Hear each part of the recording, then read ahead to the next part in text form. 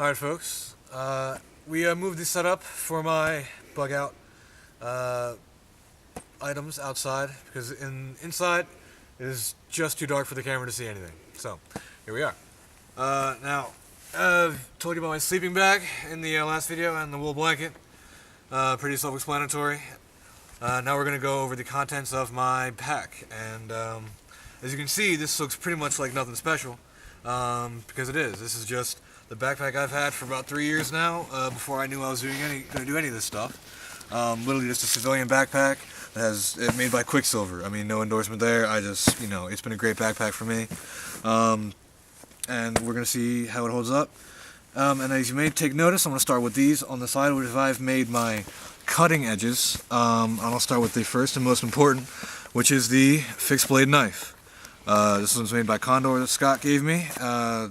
I would be absolutely lost without this. This is the most important tool anybody could ever imagine to have. It's just a knife. Very simple.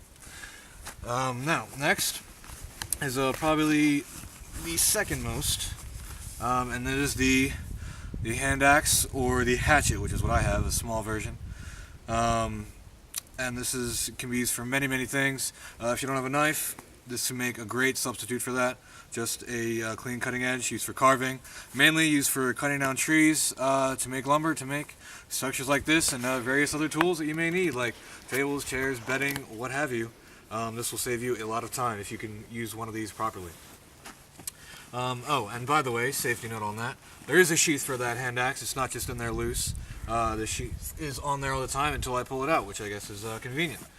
And I also have this, which is something else Scott gave me. He has been very kind to me. I would be lost without him. This saw, $30 saw, made by Felco. It's tiny. It can probably fit in my pocket. In fact, it has. Go to a 550 cord that I installed on there just to make it easier to grab.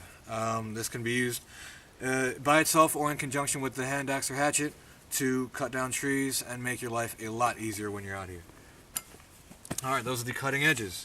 Now I'm going to start top to bottom and just go over various things. Everything I have in here that I might need out here. First and foremost, quick access, from the very top, food. Tactical crackers, as we call them, and a clementine. Just a little piece of energy that you need. And there's plenty of water in that clementine, so you wouldn't need to hydrate. You can just bam, go in there and eat and hydrate yourself on the move. Last piece of kit I have in here, a pair of Burt's Bees, lip balm. It's peppermint flavored, natural stuff, because the other stuff on my very chapped lips don't work. So that's what we have there. Now, moving into the main compartment, I have my water, which I usually have on the outside, but it's a good amount of debris in there, so I like to keep my water a little more clean. This is just a water bottle not designed for survival in any way. Stainless steel water bottle is a much better option because it allows you to boil your water instantly in your container, no harm done as long as the cap is off, and you can let it cool down and it is good to drink.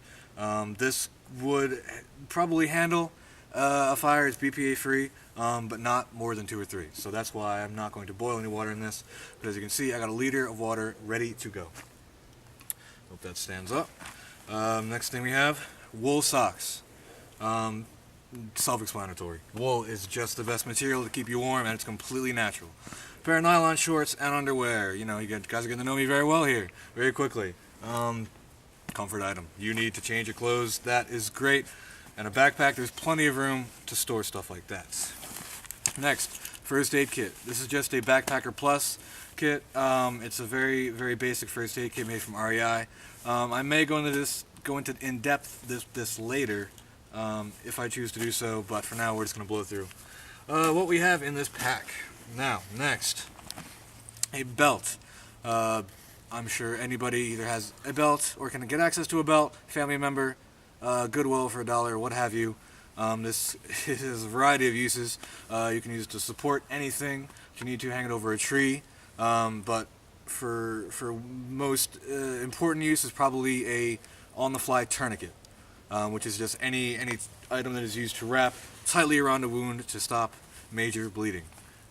So this can be a very important item to use that your first aid kit probably does not have. But if anything goes very majorly wrong with all these cutting edges, it is possible. It's better to be prepared. The belt makes a great substitute tourniquet. Next is a simple comfort item. This is a inflatable pillow. Very self-explanatory. Keep your head off the ground. Long underwear. This is made by Polartec. It's a polyester, not a wool, but still very good nonetheless, just in case it is colder out here than I imagine. And as you may notice, I am wearing a set of camouflage. I am a former Marine, so I have an extra set of tops and bottoms, trousers and blouse, of digital camouflage. If I'm out here in the sticks, I just figure we're in the woods. What's better than woodland camo? These clothes are very, very sturdy, very, very durable. They keep you warm. They deal with sweat pretty well. They are fire resistant. They have a bug spray in them for the first couple washes. I think it's like 5 to 10. Great piece of clothing. I believe it's available commercially, and if not, I'm sorry. I'm using what I got available to me. And all right, what else we have in here? Yes. One of the most important things you could have in a survival kit, survival bag, survival anything, is a tarp. And we've used this, we've already shown the importance of a tarp, gathering debris. It is absolutely essential. If you are in the middle of anywhere and you don't have time to make a shelter for whatever reason, night's coming, it's raining, whatever, throw this up, hoist it up simply over yourself, over a tree, some rocks, anything, and this will keep you dry and, if anything, warm when the outside world isn't. And this will save your life. Very, very crucial piece of kit, the tarp. Next, just more luxury items. A book. This happens to be Viktor Frankl, Man's Search for Meaning. Figured it was fitting for this little outing. I also have, for me, a trail map of the area, of the Delmarva Peninsula, the Delmarva area. Just figured I'd make that useful. Notepad, because I'm a writer. Why not? Oh yes, forgot about this. A file. That is a very important piece of kit. It is a tiny, tiny file, which is great for little bug-out survival bags. I can use this to file down wood, smooth out anything I need to, make tools a little more exact than a knife would get them. This is an awesome little tool. All right, that is everything for my main compartment. Now, moving down, I have 5-hour energy. I've had this in here for a little bit. It's not quite yet expired.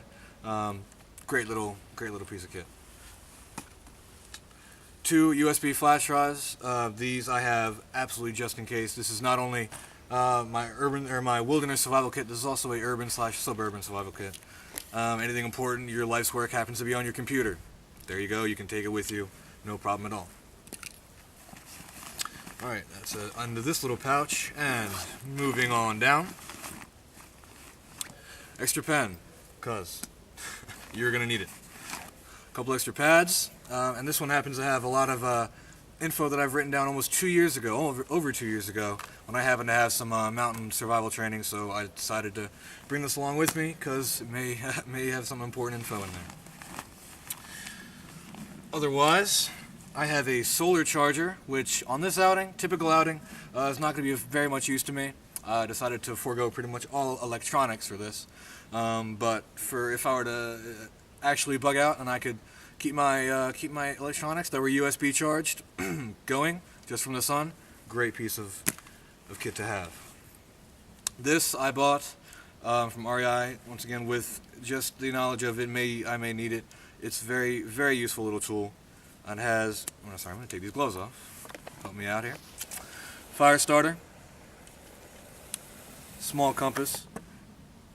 A knife sharpener, which is what the main use I have this for.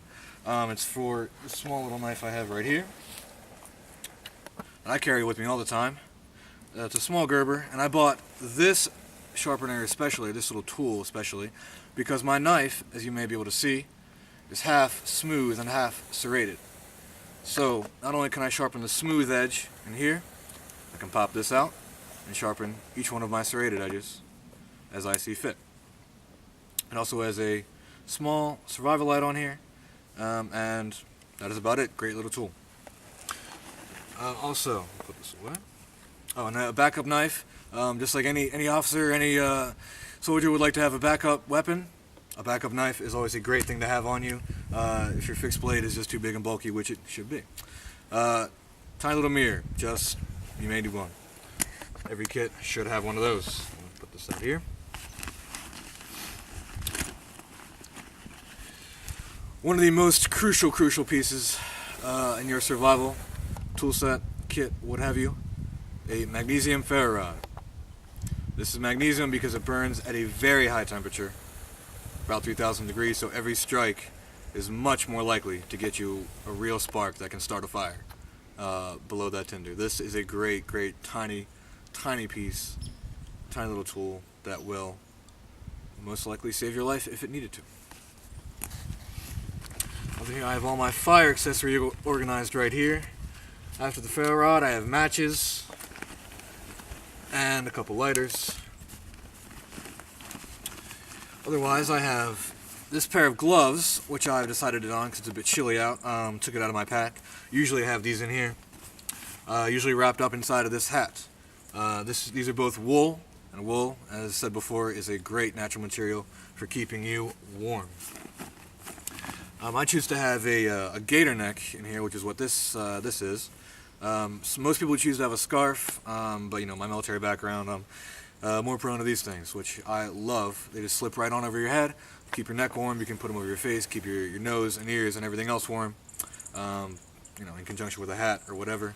Great little piece of clothing. So that's everything for the two main pockets, and I got one last little pouch here. It's got a few important items. Extra bandage outside of the first aid kit, just good to have. And then cordage. Now I would normally have a small roll of bank line in here. I haven't had time to acquire that yet for this little adventure.